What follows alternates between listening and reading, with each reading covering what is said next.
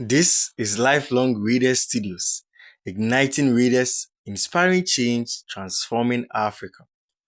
Let me tell you a story, one that still echoes around the world today.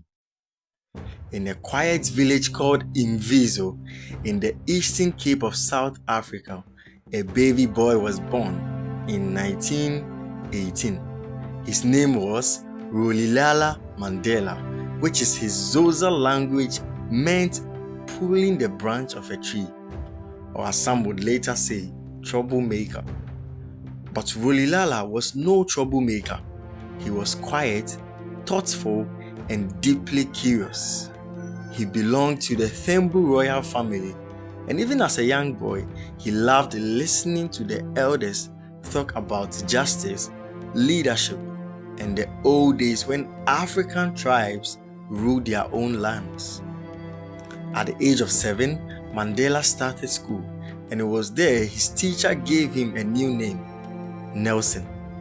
It was common then for Africa children to be given English names by their teachers, part of the British colonization. Mandela didn't argue, but even as a child, he began to notice that something wasn't right.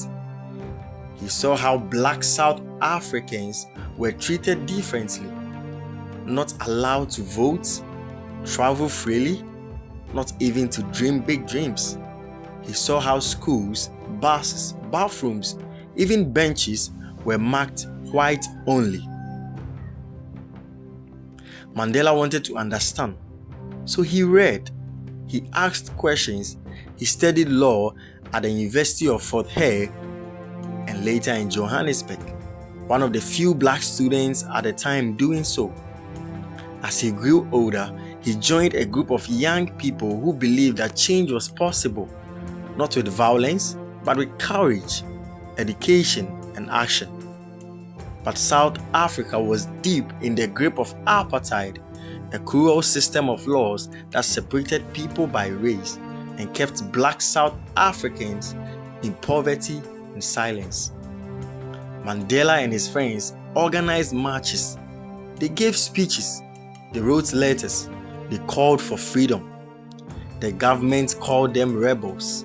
And in return, in 1962, Mandela was arrested and sent to prison. He would spend 27 years behind bars.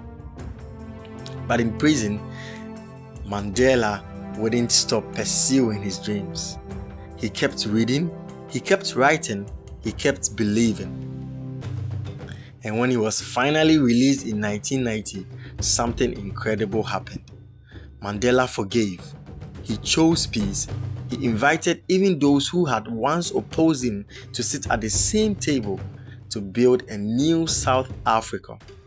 4 years later, in 1994, Mandela became the first black president of South Africa, elected by the people and for the people. And through it all, he never forgot the power of learning, the power of books, the power of standing for what is right, even when it costs everything. He started as a curious boy from a very small village, just like you, just like me. He became one of the greatest leaders the world has ever known.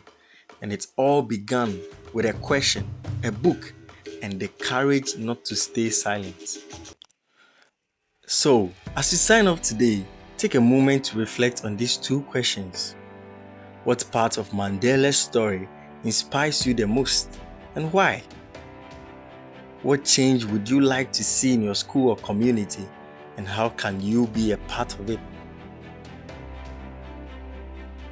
And now for our vocabulary sparks.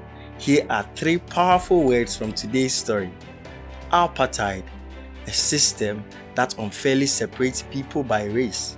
Forgiveness, letting go of anger and choosing peace. Leadership, guiding others towards a better future. You've been listening to Lifelong Readers Studios, powering Africa's reading revolution, one story at a time. See you on the next episode.